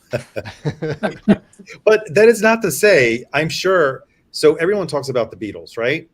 How they got screwed over at the beginning of their career. Right. I am sure they had opportunity to renegotiate their contracts whenever they started hitting it big. And every year since they disbanded, I'm sure they've negotiated writer shares. Actually, there was, I don't know if it's true, but at one point, typically the master royalties, in the case of the Beatles, they get split 4 ways, right? 25% to each. There was a rumor that Paul McCartney had negotiated in the 70s a higher share from Capitol or EMI versus the other 3, because From Ringo. he felt that he was keeping up the name of the Beatles with his solo activity. Oh, really? Yeah, I don't know if there's truth to that. But yeah, there was a rumor going around that one artist was being paid a greater share than the others. It could have been on the label side, like out of pocket of the label, where it seemed like everyone was getting 25% each, but the label was like Capitol or EMI was chipping in an extra to Paul McCartney for keeping up, the name of the Beatles during the 70s. While Yikes. No wonder people say Paul's dead. Anyway. You're dead to me, Paul. It was Ringo's wish. I heard a thing where I said this before, but I heard Paul say it. I think it was on Howard Stern or something, where he said Ringo has more hits or has gotten more awards or whatever it was than like any of the Beatles. And I was like, really? I think didn't he have more top 10 or more number ones? Maybe that was it. Yeah, something like that. I was surprised. The beginning of their solo career. Yeah. Yeah, but in the grand scheme of things, that means nothing, because No, of course not. it's just the technicality of the way the Billboard works. Oh, and let's not even get into the chart game. The charts are awful. They're all rigged. They're off the charts. They're rigged. Pay to Like, win. if you want to have a number 1 hit, just release a record in August, and you're good. Little I haven't competition. heard that one. Do you guys? One of the things I mentioned too, and I don't want to cut this short or anything, but I want to make sure if you guys wanted to show any records that maybe had unusual labels or interesting lababels or anything like that. I don't know if you can guys play your game of like just the tip. I can do it reverse by showing. I will do it that way. So, Atlantic. Oh, So then we have to guess it. Who is the artist? You'll have to. Are Can you you make pick- Stunty bigger? You'll have to make him bigger. Oh yeah, Yes. yeah. Okay, thank you. Oh, that That's- was sorry. Go! Wrong guy. Stunty. Wrong guy. There we go. KSR Atlantic. The hell's KSR? It's one of the most successful Atlantic release of recent. It's not Recent. Coltrane. What? Or is it Coltrane? Yes, almost. Oh, okay. Almost. Wow, is that signed by Cardi B? Yeah. Oh Whoa. my! All right. Did you meet her to get it signed, or did you buy? No. I was gonna say. You bought a signed I copy. wish I did. Signed probably by the assistant or by the intern at the label. Don't crush my dreams, Arnaldo. Oh The man. salesman side. The knife. Are you gonna have that authenticated, Stunty? You know that really happens, right? Yeah. I've most of the records signed in the world are signed by me. Actually, it's. I mean, like, how easy is it to scam people with these signed things? I mean, it's. Oh yeah. Well, there's a company that actually don't they certify? I forgot what the name of the company is that can certify the authenticity of an autograph. I'm sure someone invented a business around that. Yeah, there And is. There is. Yeah, Actually. yeah. I forgot the name of it. Is it gold? Not gold mine. Inspirational business, huh? A slab it. Yeah. Well, like one of the, I mean, I can't remember the big, is it CGC or I forget who the big comic book creator is, but I'm pretty sure CGC. they've moved to not even authenticating signatures unless they witness it, just Yeah. because there's just too many fakes out there. Yeah, you just need to have. If you don't have Alzheimer or an alcohol problem, like, come on, it's not. Well, there was that guy that I'm got sure- busted. I'm Doing sure that AI will work wonders for. Oh, that's true. I mean, imagine Arnaldo is on his deathbed, and you know that giving him a Morrissey album signed by Morrissey would give him comfort. Morrissey's been dead for a long time, but like, come on, like, wouldn't you do it? You have a signed Morrissey, don't you, Arnaldo? I have a DVD and a book. I have yet to get him to sign an album. You had him sign them too? Life goals. The DVD, yes. The book I purchased. Where did you meet him? The Virgin Megastore in New York. That's cool. Yeah. How was he? Did he look up at you or just? Well, twice. The first time I actually was working at the Virgin Megastore, the one in Times Square, and he was just casually shopping. Oh, whoa. And I had like a 10-minute conversation with him. No one well, yeah, a few of the employees recognized him. But yeah, it wasn't like people were like crowding around him while he was shopping. And then that was probably the more interaction I had, because at a signing you never really get to interact with the artist, especially because the bodyguards were checking everyone for additional either booklets or records, because he was only there to sign the DVD. Mm-hmm. They were opening up because the Digipack DVDs that they used to have, right? The one that were all cardboard, without the jewel box case, and they were opening them up because some fans were very slick. They were putting in CD booklets in there, so that when Morrissey opened it here, that the CD booklet would be there, and he could not say no to sign it, right? So after that, they were opening everyone's DVD to make sure that was the only thing that was being signed.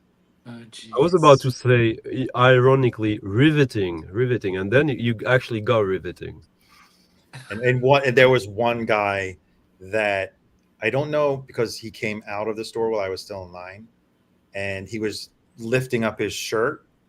He had Morrissey sign the side of his torso, and he was going down to get it tattooed on himself.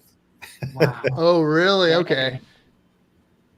I was going to say that's so temporary, but not if you tattoo it. No, he was running down to the village to get it signed. Well, it's usually you have this dumb idea. Oh, let him sign my body, and then you realize, shit, this is not gonna last. What can I do now? Yeah. No, he had a plan. He had a plan. That's fun. I don't know. Is that toxic? I mean, if you're going right over the marker, oh god.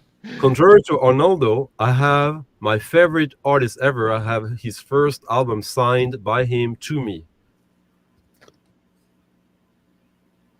Nurse with Womb. Hold on, let me Make him blow big. you Let's up. see who he is. Nurse with Oh, jeez. Who is that? That's my favorite band. I have like 68 albums by him, Wow. plus Dang. probably as many singles. Okay, maybe we could start right there. Having the name along with the signature. Yeah. Is that Having it personalized. evaluating the record in terms of,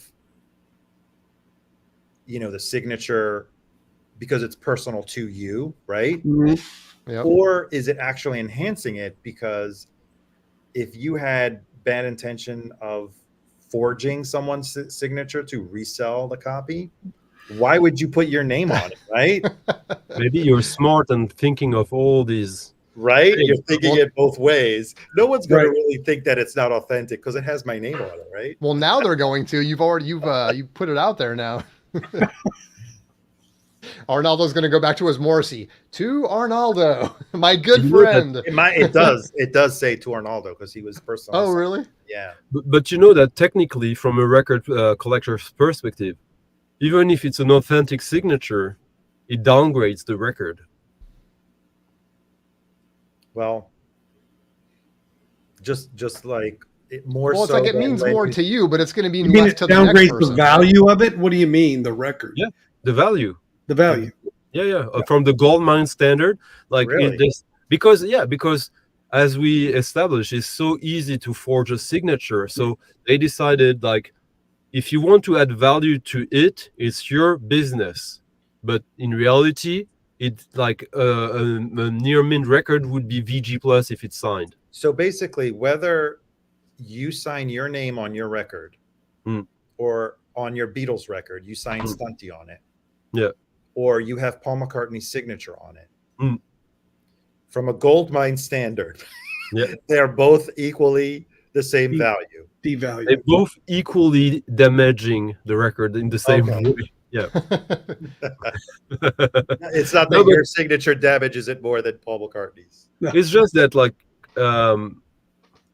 obviously, if it's a Paul McCartney one, then the condition of the record is not really that relevant. Relevant. Right. Yeah. Right. Right. It's a different, section Product. of Yeah. market that would look for it. Stunty, you even said it. You don't play the record jacket. It's true. Yeah, no, but you know that, like, the grading of the jacket impacts the value, the money that you pay for the record. If it's a Of course, yeah. Of course. and For the fanatics of the fetish of collecting the object, yes, I totally And agree. the And butcher I cover is the greatest example of that. Oh, yeah. and I think I just introduced Arnaldo to a new trick in the great complainer in chief arsenal of, like, how can I get something back from the label? Which is Well, you have this. you have a way of finding a way to tell the record label or the seller that no, there was this little bit of this thing that doesn't that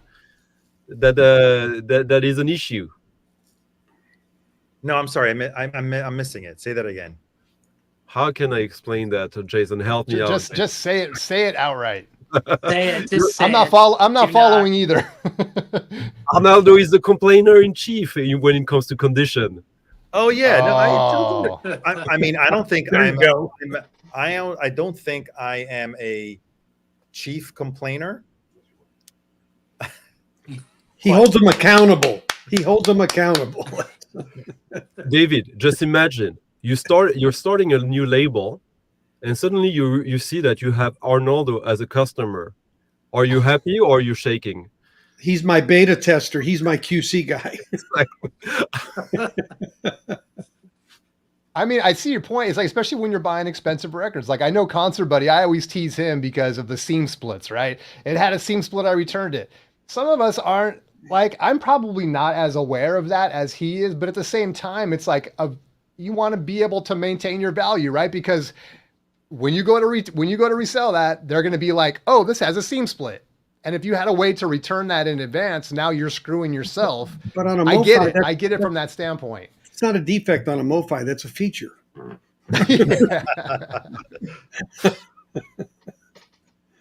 You know, it's funny. I'm doing a video about that. Like, when we talk about, like, David was talking earlier about this, or the audiophile labels, like labels that define themselves as audiophile before the record is even produced. which is like the greatest scam of them all, because the audiophile culture is you check out records that are already released and you gauge them with your sound system. This is up to the audiophile standards of this system. When you see these UHQRs that had so many returns because of defects, how can that be an audiophile? How can you decide that you're an audiophile record before the record is even pressed? That makes no sense. So therefore, in my world, and you're welcome to debate it and to disagree with me, but calling a label, whatever, a reissue label, like defining yourself as audiophile is a scam, because it doesn't work with the audiophile culture. It goes against the whole idea of audiophilia. Well, if you take that to its logical end, then I guess everything must be digital then, because everything in vinyl audiophile is going to have some noise with it. So No, it's not called perfection. No, but like when a record has issues that are so bad that you have to return the record when it's brand new, how could it be? How could you decide that you are an audiophile label when you're manufacturing faulty records in numbers? And I'm not saying like the odd one, and they're like, of course, there will be some records every now and then, but when it comes in these numbers, and it's not like I don't know where you get these numbers from, because you know, here's the reality of the matter: people who have a problem. Pardon me. From the vinyl community, so you might be right. But here's the problem: but that's like going to a group of complainers and taking a survey. Exactly. You can't do that. That's not a sampling. That's a focus group, and they're focused on problems. So, you know, I'm just you're going to hear from the people that have the problems, right? Right. You don't hear from the people who have no problem, because they're satisfied and they're quiet. You know. Well, and to your point too, Stunty, is I've gotten records where there was an obvious, visible defect. To me, it's like that. How? Like a label that's not centered, or a defect in the actual vinyl, or things like that. Things that can be observed before they even get put in the mail. That's one thing. But I think it's got to be tougher though, right? It's not like they're listening to every piece of vinyl before it goes out. But I think it's the visible stuff that gets me. It's like, I can see it right there. There's a defect, you know what I mean, on the vinyl stuff. I mean, it's going to happen. I guess it's annoying if it happens to you multiple times, and the more it happens to you, and like Chance is a good example. He's buying a lot of these new records, and so he's more apt to get some of this stuff. But I guess we can all agree that, like, okay, you see a visual defect, it's annoying. Does the record play fine? Yes. Right. Should I really be complaining? Like, because we know, like you said something interesting, like often we hear off-centered. How often does that happen nowadays with new records? Never. Very rare. Very rare. And when it happens, it means that it's being pressed at an old pressing plant that has old machines where they actually have to drill the hole in the stamper themselves. Nowadays, like all new machines, that doesn't exist. This is already done at plattering. This cannot happen mechanically. Okay. It's just impossible. Yeah, and I could tell you, finding like a visual on Clarity vinyl is very hard. The way it looks, it's like cream. It's just colored vinyl's the same way. Black is really the easiest, at least for me, to see a defect. So like Clarity vinyl is not easy to see a defect in, to be honest with you. That's a good point too. Yep. Good or bad, right or wrong on that topic. Yeah. When it comes to off center, it still happens. I've gotten off center from Chad, from Acoustic Sound. Oh, you mean the label or the hole? When you see. Oh, and you know why? Because when you see the needle or the cartridge, 100% moving left to right. Right. Yeah. It's good. Yeah. Exactly. And that tells you, and you know what that tells you? That Chad is using machines from the past where you need to still do these things. And when he's highlighting all the special features of his records, comparing it to other pressing plants, he's comparing them to older pressing plants that don't exist anymore. Even the new ones. No, that's impossible. That's one. No, it's not I can possible. tell you from a mechanic I sp- standpoint, I, it's I've, impossible. I've spoken with one of the senior people on our supply chain team who used to manage a pressing plant in New Jersey. Forgot the name of it. And I actually brought that up. And he said, yes, it's not uncommon because after a certain amount of time of pressings, you have to check that everything is still screwed in properly. And even today, which I'm assuming he's operating with new machines, not No, you're wrong. Wrong assumption. well. He was It's saying not it still happens possible. today Arnaldo, because they become loose and they have to be tightened, and it's very common that it can happen. Arnaldo, I'll just tell you why this is 100% impossible. How do you think the hole is being made in the record these days? I don't know. So basically, in the heart of the machine, so basically the stampers are screwed on both molds. Correct. And they Top have, and bottom. and there's a hole in the screw. And when the record is, when the PVC is being pressed together, Mhm. then from the machine up there, there's this Rod. rod that gets into 3 different holes. So if it wasn't centered, it would destroy the whole I wish he machine. was on the stream and he could probably explain it technically how it happens. Well, I'm explaining to you Right. how it's not possible mechanically, because if nowadays with the new machines, But If- that's the difference. He's not you. New machines are like what gotten Paramount off-center Pressing records- had. I've gotten off-center records. Yeah. From GZ. and that means that that record was not pressed with a new machine. You mean one with a PLC and using newer technology, right? Right. I'm assuming GZ has all brand new machines. If you got a not record from machines DZ from, like- that is off center, that is the proof that they're also using older machines. I don't know. I can, like, I'll give you an example about, like, okay, all these big plants, like, so how many machines do you think Optimal has? 10. No, they have more, but and GZ, they have a lot. So when I started the record plant from one of the 2 manufacturers of the new machines, we had the serial number on the machines, number 41 and number 43, the 2 first machines we bought. 2 years later, I did some consulting for a new record pressing plant in Belgium, and I was there when they received their first new machine. And the serial number on that one was 96, which means that in the lapse of 2 years, the company, which is the leading company, the biggest company in the world for manufacturing new machines, had only managed to manufacture like about 55 new machines.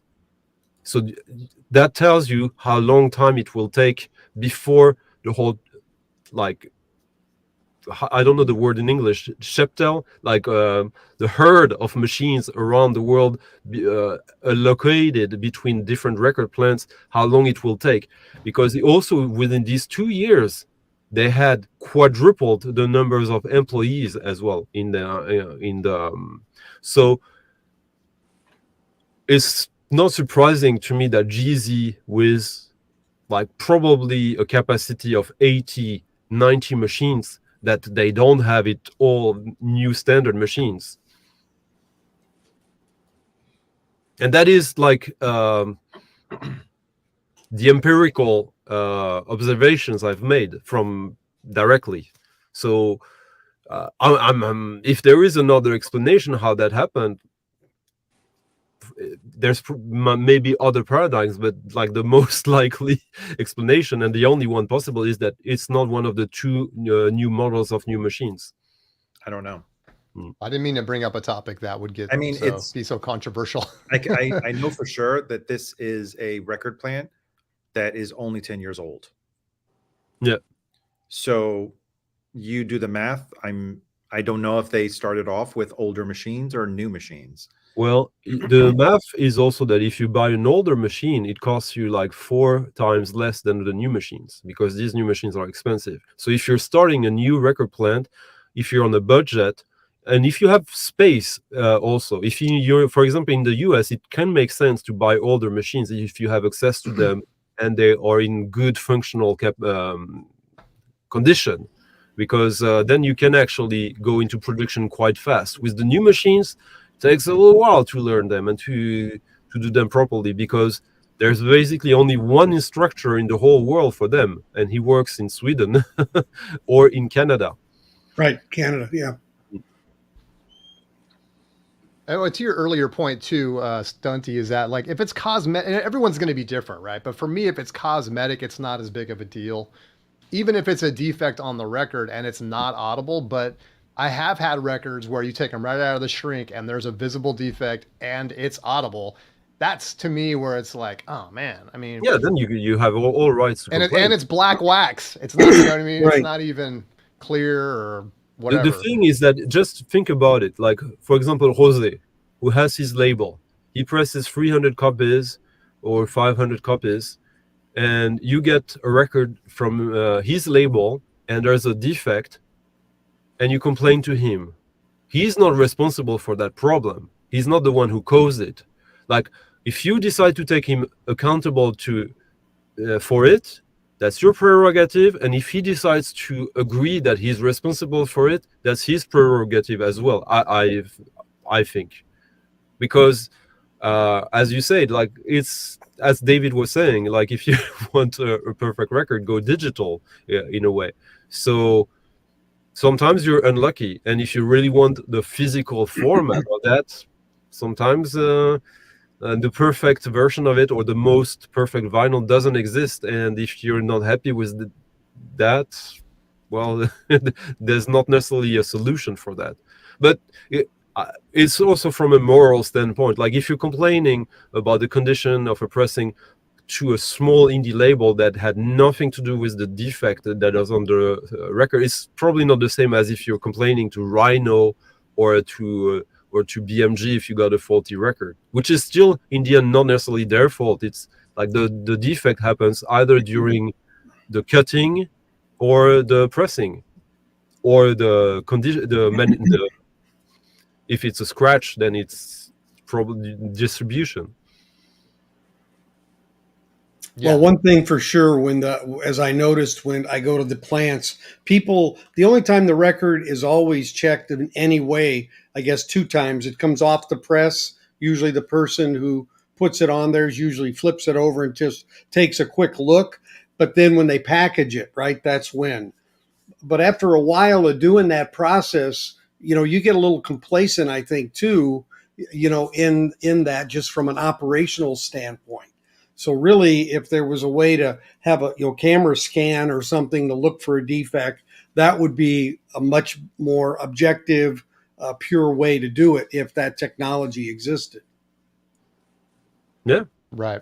Because, yeah, and I mean, I get it. It's like stuff happens, right? There's nothing that's perfect. And especially we're talking about analog products and everything. So it's not me complaining per se. I guess I was responding to the initial comment about Arnaldo. I'm defending in a way, like, this stuff happens. And because there's a resale value to it, you want to make sure that what you're getting is clean. But it happens, right? And David, I think you're right. And I've thought about this many times when I hear complaints about, this pressing plant sucks. Now we're talking about people, right? Just human beings that have all the same stuff that we go through when we're at work, right? It's not like they're robots. These are people observing it. Someone had a bad day. Someone was distracted. Someone didn't get enough sleep or whatever. And that stuff gets through. I mean, it's just human error. Well, people say, I don't want the record, that was done by, the 900 stamp or what, what I mean of that. Right. And I'm thinking, I don't want the record that got checked by somebody in the last half hour of work on a Friday. right. On a Friday. Well, let's put it this way. Okay. I do complain, right?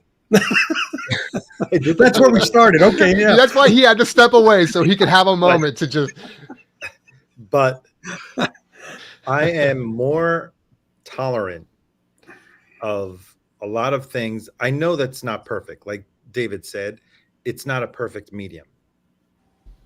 But there are labels that are or pressing plants that are consistently good. We're talking about 90% of the times I have no problem. And then there's the total opposite. Now, I really want to challenge all four of you to tell me that where Third Man falls in these two extremes. Apart from the Jack White records that are impeccable, the last one, I had no problem.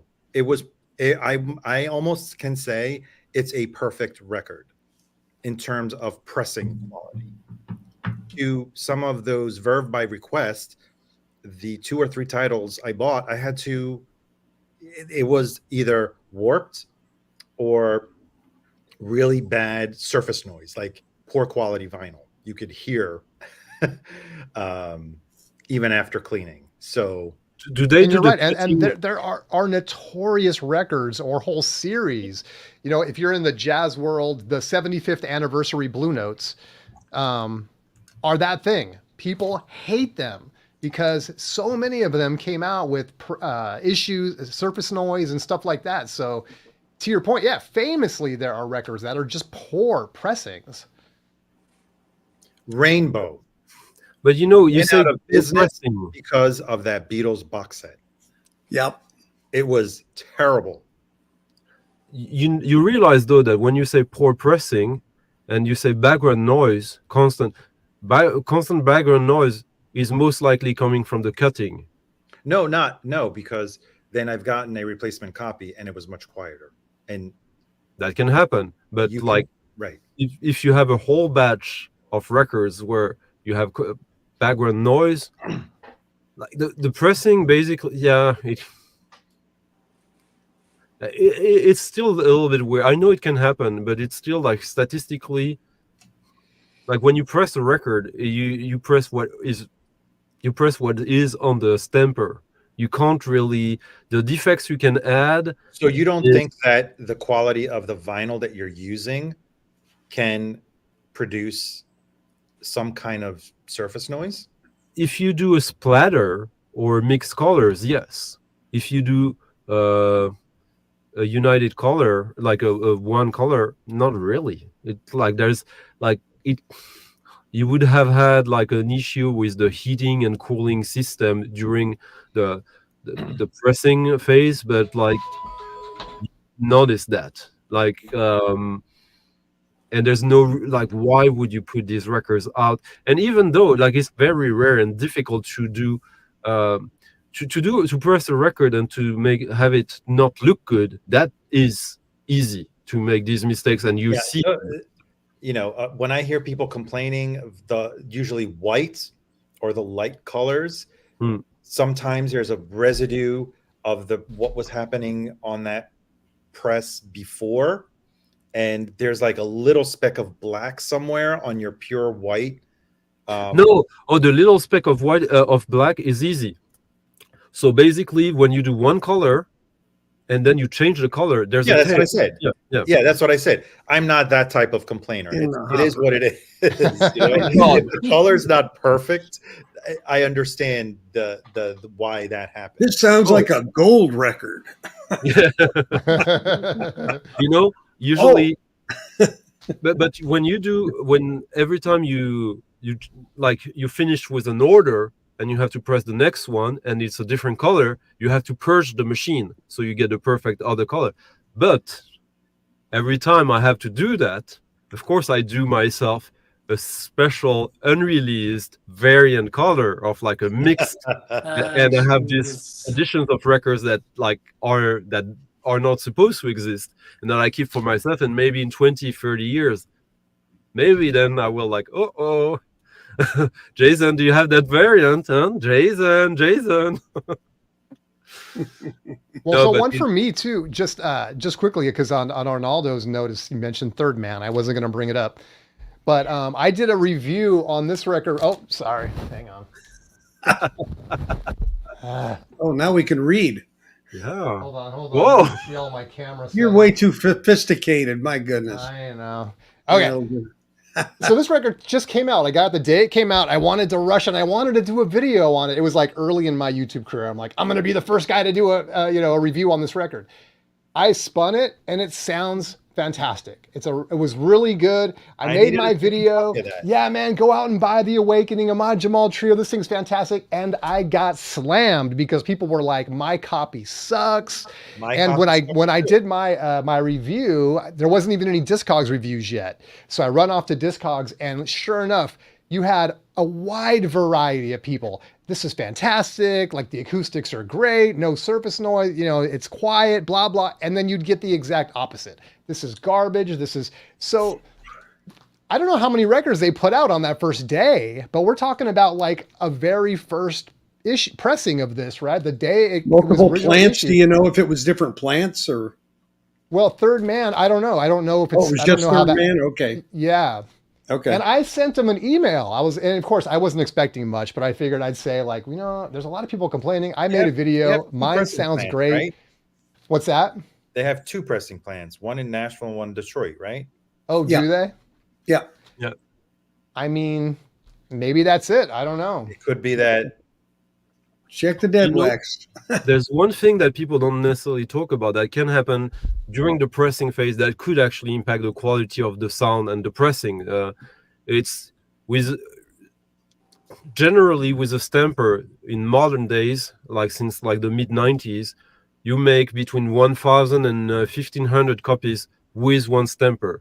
What happens after that is that usually the center, the ring that holds the stamper on the mold, like Where's? the outer ring starts to detach, which means that the screw doesn't attach the stamper at all, which means that there could be some vacuum coming under, and also some Movement.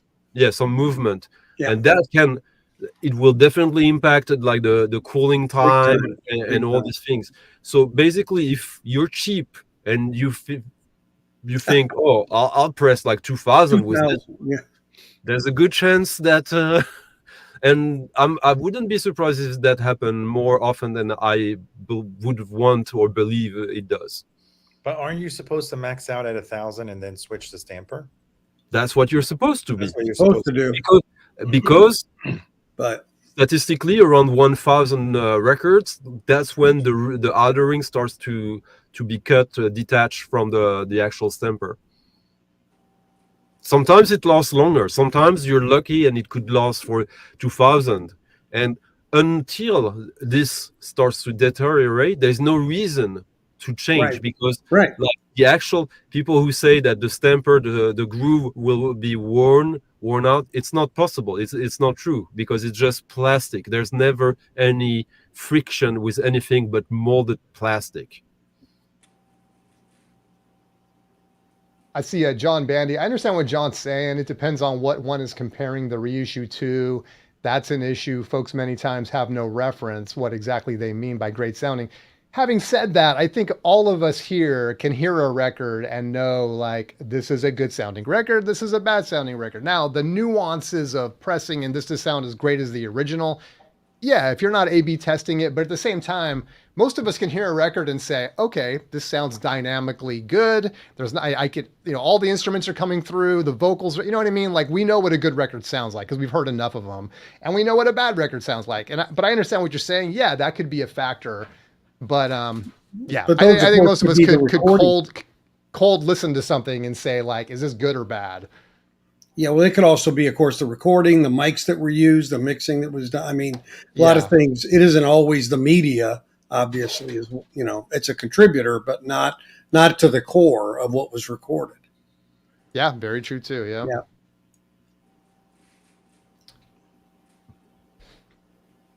Just want to see how long we can be silent. Me too. No, and speaking of, I don't know how Stunty is not ready for bed or tired. He's actually ready to wake up, I think, right? What time is it over there? Yeah, it's No, like 6 a.m. there, right? 5 a.m.? Okay. Yeah. No, it's like watching the Trump debate has kind of completely reshaped my sleeping schedule. So it's Well, only 2 days ago. So I'm still on that. Who was it? Or you can do like was it Leonardo or was it Michelangelo? I forgot who it was. I think it was Leonardo who slept, I think, was it 20 minutes every 4 hours or something like that? Actually, I do that. Because I think he was studying the pattern of what the natural sleep pattern in the mother's womb. The baby doesn't go to sleep for 8 hours No. and then suddenly wake up. They go from 20 minutes to 40. It alternates. That's why it's so hard to get a baby into a To go to sleep. Yeah, they're not used to our pattern. Yeah, and absolutely. that is actually the most natural way to sleep, is to sleep in spurts every 4 hours. I forgot what how it adds But up you to. know who else does that? It's Joe Biden, but I'm sure David would argue for a different reason.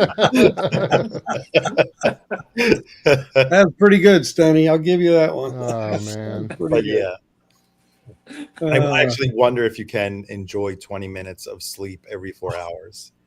5 minutes of sleep every other hours is I'm wonderful. not a person who can sleep on command. Oh, I just need to listen to Elton John. That's Funeral for a friend. There you go. I always have the weirdest dreams when I try to nap. For some reason, they're like super intense, man. It's like not like sleeping at night. If I take a nap during the day, it's weird. Like I'm waking up in a different world, and I've like had these really intense dreams. I don't know if you guys. I think it has to do with the REM cycle. Yeah, when it hits. That you are actively dreaming at the very beginning when you first fall asleep. Then I think you stop, and then you start dreaming again. That's why typically that all depends on when you wake up. Sometimes you wake up suddenly that you had just finished dreaming, and usually you wake up and then you turn around and it's like, oh my God, it felt like I was sleeping forever, and you were only sleeping for a half hour or an hour. Got you. Yep, that makes sense. But sleep is interesting in terms of listening to music as well, because sleep deprivation, like when you wake up too early and you feel like you have zero balance, like you feel a little bit drunk and you can't walk straight, because the balance is in your ear. So when you induce like sleep deprivation and you listen to music that you are very familiar with, like you could hum it in your head, often what you hear, it doesn't match what is on the record. You hear something different because your ear, your balance is fucked up, and you perceive the sound in a different way. And it's quite an interesting experience to do sometimes, just to see how much time before you can manage to make reality match what is on the record. We're not laughing for you. It's the comment. I know. I didn't want to put it up, man. You should put it up. You should put it up. Okay. And on that topic of sleeping, I think I'm going to leave you guys. Oh, yeah, I think. Come on. I don't know. I'm thinking we could wrap this up anyway, Arnaldo. Yeah. Last thing I do want to say, I know there's a little bit of a debate. I know John and Patrick. Trust me, I get it. I know that there's going to be stuff that certain people are going to have different opinions, and there's many different opinions as there are ears in the world. I guess the only point I'm trying to make is that I don't have a point to make. You guys are absolutely right, 100%. All right. All right. Well, let's everyone go to sleep, man. I appreciate everybody for hanging out tonight, and our special guest Stunty. Thanks so much for contributing and hanging out with us, man. Appreciate you. Thanks, Stunty. But as always, I've Arnaldo, Jason, David, thank you guys for being here. This was the B-side. That's why you're seeing me. You don't see Chance, but Chance will be here next Thursday. Don't worry. And yeah, we'll just end it at that, man. Thanks everybody for hanging out. Take care, everybody. Have a great weekend. See y'all. Bye-bye. Thank you. See you guys next time.